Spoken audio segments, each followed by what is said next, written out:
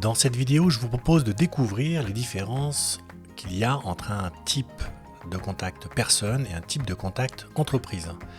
Pour ça, je vais donc dans le menu Contact entreprise et on va cliquer donc sur le premier contact de type entreprise.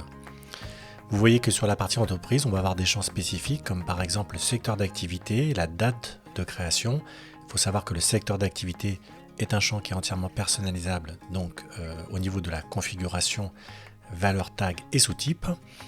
Vous allez avoir des informations relatives à l'email, au site web, au chiffre d'affaires, au nombre de salariés, aux pages sur les réseaux sociaux, etc. Et puis après, vous aurez donc des blocs qui vont permettre de différencier les propriétés qui peuvent être liées à cette entreprise, les contacts liés, donc les contacts qui travaillent dans cette entreprise, les tags, le marketing qui est en place dessus, c'est-à-dire qu'il y a des séquences ou des campagnes email qui ont été faites au niveau de l'email de cette société. Et puis au centre, on retrouve, comme sur la partie d'ailleurs propriété, le bloc de communication avec l'activité, les rappels et les emails. Au niveau d'un contact de type personne, vous allez voir que les champs sont un peu différents puisque là vous allez retrouver des éléments comme la date anniversaire, la situation matrimoniale, nombre d'enfants à charge. Vous pouvez passer un contact de type personne à type entreprise et vice versa si vous êtes trompé. Pour ça, il vous suffit de cliquer sur le menu. Pour ça, vous pouvez cliquer sur le menu en haut à droite Action, changer le type de contact.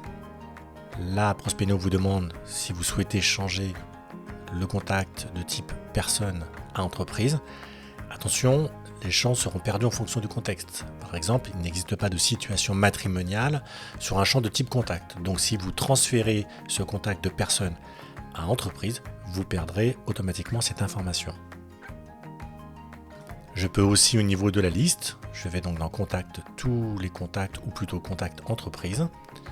Je sélectionne un ensemble de contacts et je peux faire ce qu'on appelle des mass actions, c'est-à-dire je peux changer le type de contact des 7 fiches qui ont été sélectionnées et là je définis par défaut vers quel type de contact on va transférer donc les contacts actuels de type entreprise. Et je clique sur changer le type de contact.